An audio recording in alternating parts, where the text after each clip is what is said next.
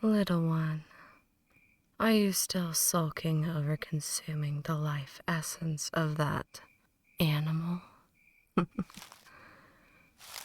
Mortal emotions are a waste.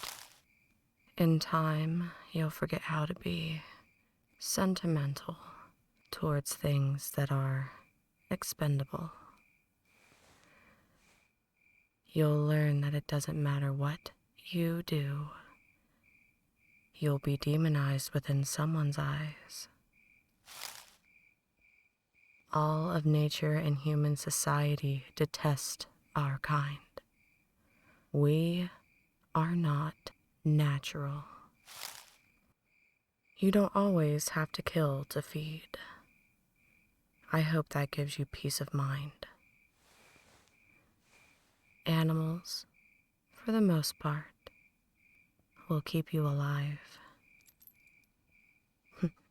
It's not a pleasant experience, and it's not as fun. You have to gorge yourself on beasts if you want to survive. Humans, mortals, they are more elegant to consume.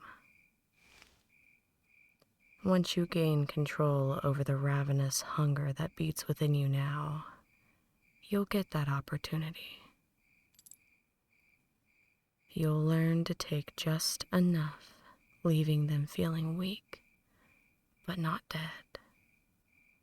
Does that satisfy your meaningless sulking? Good. Now get up. Home? Why would you want to go home? How ruthless.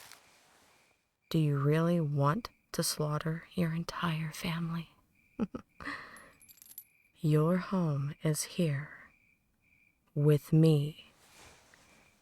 Mortals are nothing but messy distractions.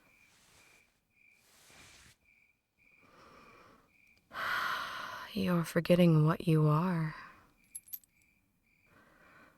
Look, if you can't accept this path, you will die by my own hand.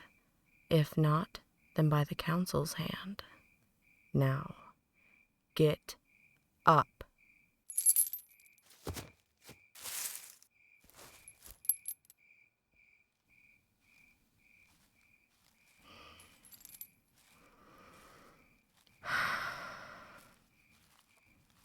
I'm sure you have endless questions.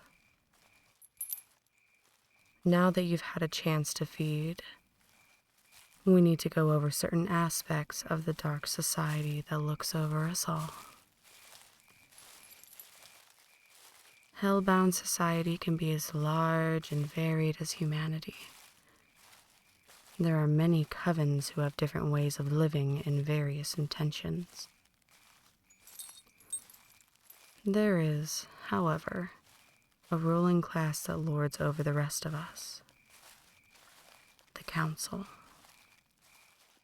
Their word, for the most part, is law amongst all covens. As long as you're in good standing with them, you'll keep your head. To go against the totality of the council's rule is certain death. We simply live at the edge of their will. And we don't follow many customs most of our kin adhere to. For example, it's technically illegal to feed on the blood of humans. Most covens hunt and kill animals to survive. Our coven gives you a choice. As long as we stay under the radar, we can do as we please. Given your recent attitude, I thought that fact was important for you to know. I have to say, you are different from all the other newborns I've ever seen. I can smell the light on you, within you, even after you have risen. Most Hellbounds, they won't notice. But those old enough, keen enough, will. For now, you are my charge and I your protector. We don't want any other Hellbounds touching those adorable cheeks of yours. Now do we, little one? When we get to the sanctuary doors, don't look directly at or speak to anyone. You are newly undead. You are, in the eyes of the coven, a worthless, ravenous beast. Majority of all turned humans succumb to the hunger and become the hopeless. The hopeless are extremely dangerous to Hellbound and humans. That's why they won't accept you on a whim. I know differently. I know what potential lies inside of you, little one. They do not. Since we are approaching the doors, I must remind you. Eyes down. Stay silent. Mistress?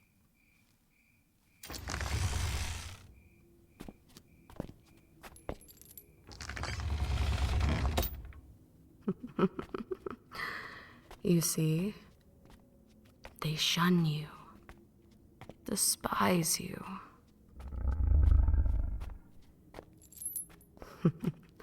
Behave. You are in my custody and thus my responsibility. It's highly unusual to bring one so young as yourself straight into the sanctuary.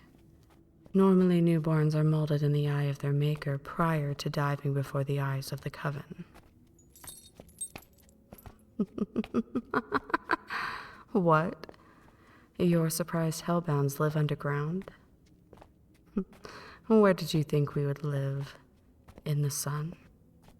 Some covens do. They trust the humans that surround them, but the Hellbound live beneath the earth.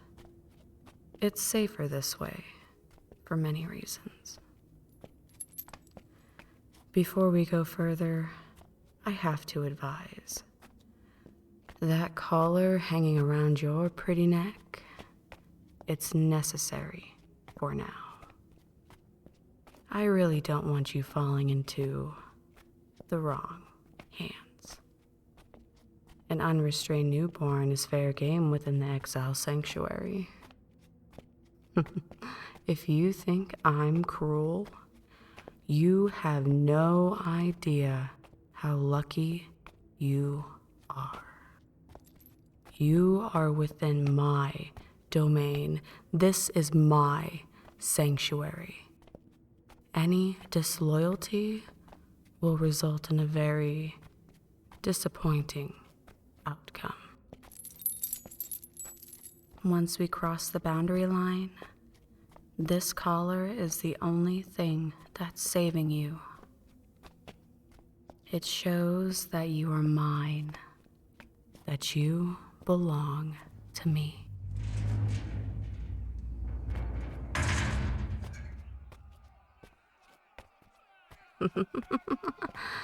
Do you feel it?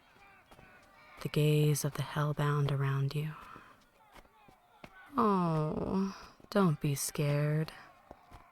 So long as you obey, we'll be great. Or we won't, and you'll be torn apart. And I'll be getting a nice sun bath.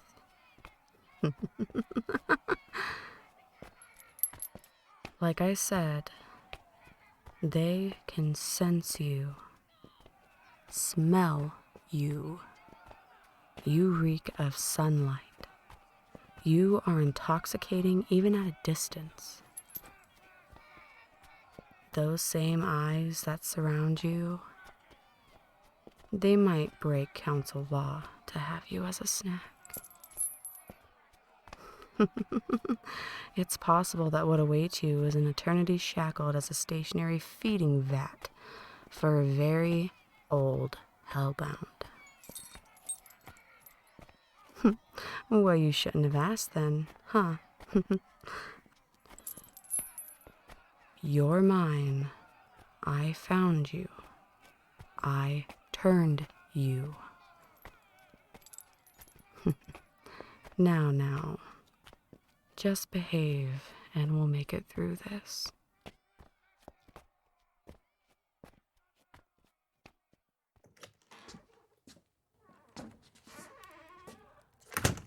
This is my home. You're safe here. Please, have a seat.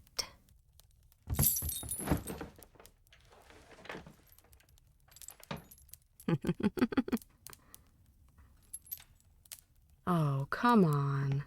This has to be better than an abandoned building. You know, when I first turned you, I was craving a companion of sorts. But you are so interesting. There's something else singing in that blood of yours. I mean, as my companion, we have to get to know each other, right? Now it's time to see what makes you so delicious. After all you've seen, you're afraid of a needle prick? What am I going to do? I will be taking so much of your blood that you will lose consciousness until I decide to replace it. Actually, you'll be close to death. Well, at least our version of death. Oh, don't concern yourself. I wouldn't dare harm you, little one. At least, not permanently. Now, close your eyes for me.